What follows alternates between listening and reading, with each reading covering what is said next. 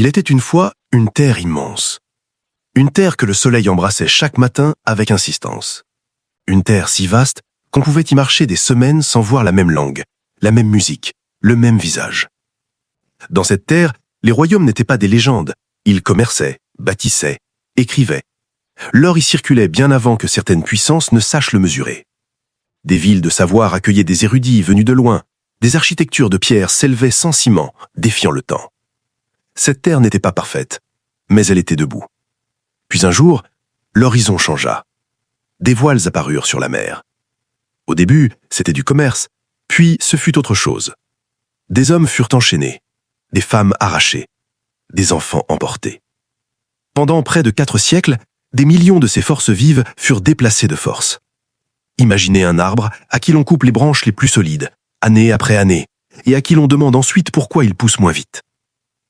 Mais l'histoire ne s'arrêta pas là.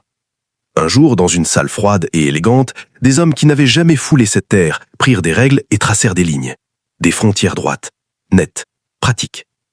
Ils séparèrent des peuples, en enfermèrent d'autres ensemble.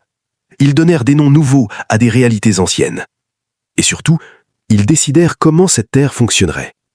On y implanta d'autres langues, d'autres lois, d'autres modèles d'économie. Extraire ici, transformer ailleurs, consommer ici ce qui venait d'ailleurs. Puis vint le mot magique. Indépendance.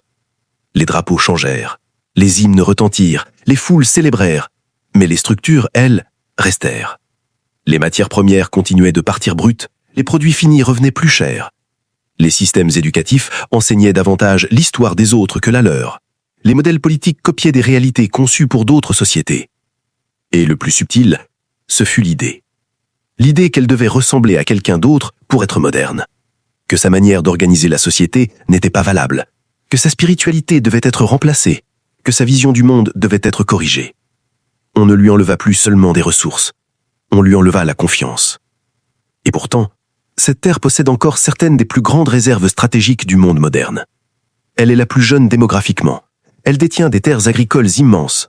Son énergie créative déborde dans la musique, la technologie, l'art. Elle n'est pas morte. Elle est en transition. On l'a appelée pauvre, mais peut-être qu'elle a surtout été structurée pour enrichir ailleurs. On l'a dit en retard, mais peut-être qu'on l'a forcée à courir sur une piste qui n'était pas la sienne. Cette histoire n'est pas celle d'un pays.